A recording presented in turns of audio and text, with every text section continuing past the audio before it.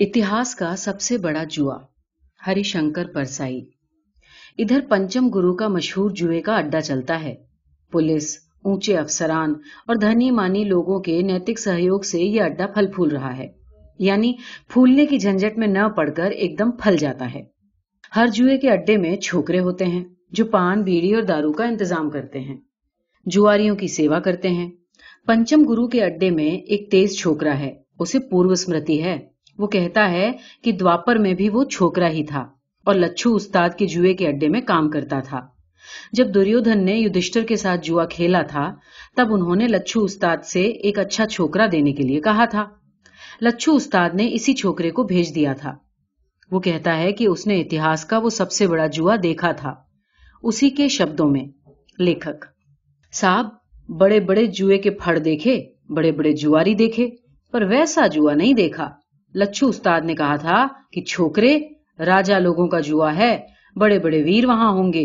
अच्छी चाकरी करेगा तो ऊंचा टिप मिलेगा, गलती करेगा तो सिर खो देगा, सो जरा संभल के। तो साहब, मैं तो डरते डरते वहां गया। मैंने पूछा, छोकरे, ये जुआ हुआ ही क्यों? तू तो वहां था, तू जानता होगा। छोकरा बोला, अरे साहब, जिसको पावर पॉलिटिक्स बोलते हैं ना, वही था ये। सब जुआ खेलते हैं पॉलिटिक्स में। नेपोलियन ने खेला था, हिटलर ने खेला था, याहिया खान ने भी खेलकर देख लिया। हिंद चीन में अमेरिका इतने सालों से जुआ खेल रहा है। 1962 में क्यूबा में रूस और अमेरिका जुआ खेलने वाले ही थे कि संभल गए, वरना न पांडव रहते न कौरव। मैंने कहा, पर ये कौरव पांडव तो एक ही कुल के थे, भाई थे, फिर ऐसा पावर पॉलिटिक्स क्यों चला? छोकरे ने कहा, रूस और चीन क्या एक ही कुल के नहीं है साहब? फिर भी पावर पॉलिटिक्स का जुआ चल रहा है। अमेरिका और पश्चिम जर्मनी भी तो एक ही कुल के हैं, पर उनमें भी डॉलर और मार्क का जुआ चल रहा है। भाई भाई में जुआ होता है साहब। एक मजे की बात बताऊं, शकुनी और दुर्योधन के सिवा सब जुए के खिलाफ थे। धृतराष्ट्र जुए को बुरा समझते थे, भीष्म जुए को नाश का कारण मानते थे, और विदुर ने तो सबसे ज्यादा विरोध किया था। पर जानते हैं साहब, युधिष्ठिर को जुआ खेलने के लिए बुलाने कौन गया? वही महात्मा विदुर। और युधिष्ठिर ने भी कहा कि जुआ बहुत खराब चीज है, पर फिर भी खेलने चले आए। कहने लगे, जब बुलाया गया है तो जरूर जाकर खेलूंगा। साहब, सब जुए के खिलाफ हैं, पर सब जुआ खेल रहे हैं। मैंने पूछा, छोकरे, तू तो बड़ा होशियार मालूम होता है, ये तो बता कि ऐसा हुआ क्यों? अब छोकरे ने कहा, साहब, जब कुल का सयाना अंधा होता है, तब थोड़े थोड़े अंधे सब हो जाते हैं। फिर जिसे बुरी बात समझते हैं उसी को करते हैं। अभी देख लो ना साहब, दुनिया में सब लड़ाई को बुरा बोलते हैं, सब शांति की इच्छा रखते हैं, पर सब हथियार बनाते जा रहे हैं। और ये जो युधिष्ठिर थे ना, धर्मराज थे, बड़े भले आदमी थे। अच्छा बुरा, पाप पुण्य सब समझते थे, दूसरों को सिखाते थे, पर उन्हें जुआ खेलने का शौक था।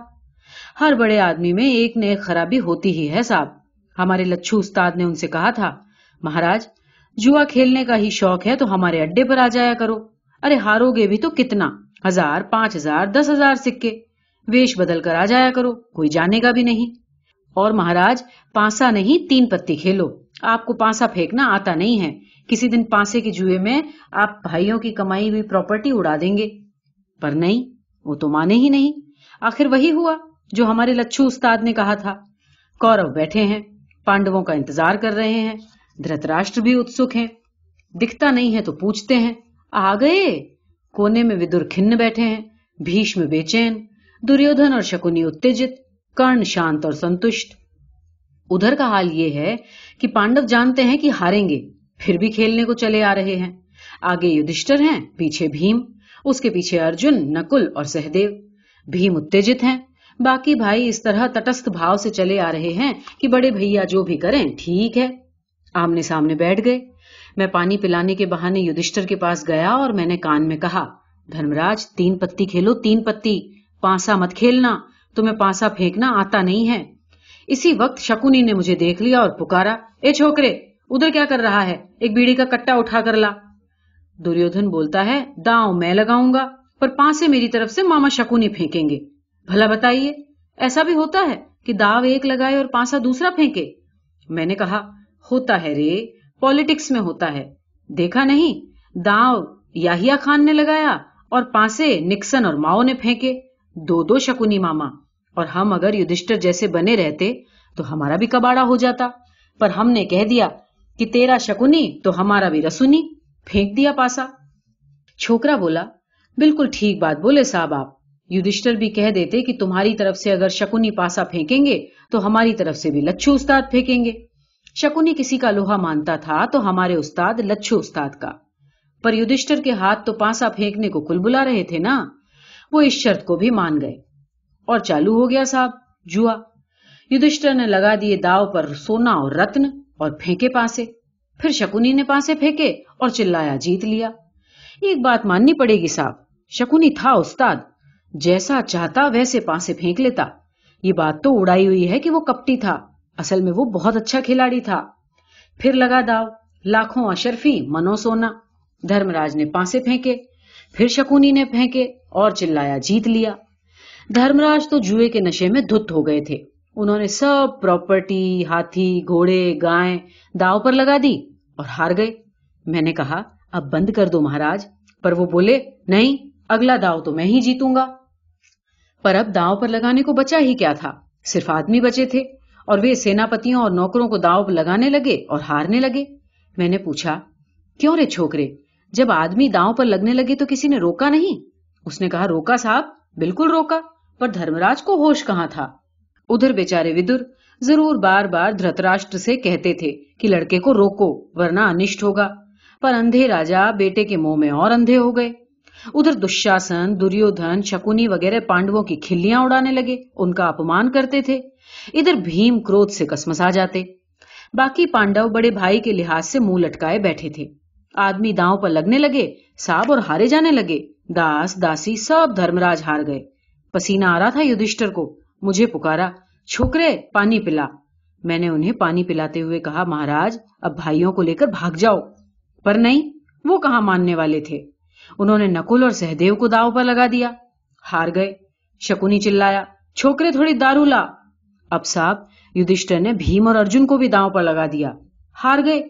कोई भाई नहीं बोला साहब कि हमारा जुआ क्यों खेलते हो। अब बचे धर्मराज खुद। बोले, इस बार मैंने खुद को दांव पर लगाया, पासे फेंके। शकुनी ने फेंके पासे और वो फिर जीत गया। खल्लास हो गया सब। सब भाई दुर्योधन की प्रॉपर्टी हो गए साहब। अब क्या, शकुनी को खूब चढ़ गई थी साहब, नहीं तो वो वैसी बात नहीं कहता। कहता है, धर्मराज अभी द्रौपदी बच गई है, उसे भी दांव पर लगाओ। सारी सभा में हाहाकार मच गया। विदुर ने फिर समझाया, बताइए साहब, द्रौपदी तो जॉइंट प्रॉपर्टी थी, अकेले युधिष्ठिर की बीवी तो थी नहीं, पांचों भाइयों की थी। फिर एक भाई अकेले उसे दांव पर कैसे लगा सकता था? पर लगा दिया। भाई लोग कुछ नहीं बोले। वो जमाना ही ऐसा था साहब। भीष्म के पिता शांतनु का दिल एक केवट की कन्या पर आ गया था, तो बूढ़े बाप के शौक के लिए भीष्म ने राजपाट छोड़ा और कुंवारे रहे। बोले ही नहीं कि फादर बहुत भोग लिया, बूढ़े हो गए, अब हमारी जिंदगी क्यों खराब करते हो। खैर, तो साहब युधिष्ठिर द्रौपदी को भी हार गए। भीम अब आपे से बाहर हो गया। बोला, अब तक मैं कुछ नहीं बोला, तुम प्रॉपर्टी हार गए, हमें हार गए, पर तुमने द्रौपदी को भी दांव पर लगा दिया। तुम तो पक्के जुआरी हो। मैं तुम्हारे इस पासे फेंकने वाले हाथों को जला दूंगा। एक बात बताऊं साहब, भीम द्रौपदी को बहुत लव करता था, पर द्रौपदी जरा अर्जुन की तरफ ज्यादा थी। कृष्ण अर्जुन का बड़ा दोस्त था और द्रौपदी भी कृष्ण से अपना दुख कहती थी। पता नहीं क्या गोलमाल था साहब। ये कृष्ण था बहुत दंदी फंदी आदमी। वो होता तो शकुनी की नहीं चलती। वो साफ झूठ बोल जाता और कहता कि यही सच है। वो कपट कर लेता था और कहता था कि इस वक्त कपट करना धर्म है। अब साहब द्रौपदी सभा में लाई गई, दुशासन लाया, उसका अपमान होने लगा। बड़ी जोरदार औरत थी ये द्रौपदी। उसने सबको धिक्कारा पकड़कर, सबके माथे झुक गए। बोली, ये मेरे पति कायर हैं, ये इतने बूढ़े और ज्ञानी सभा में बैठे हैं, सब पापी हैं। मुझे बताओ कि खुद अपने को हारे हुए युधिष्ठिर क्या मुझे दांव पर लगा सकते हैं? क्या बोलता है तुम्हारा धर्म, तुम्हारी नीति, तुम्हारा न्याय?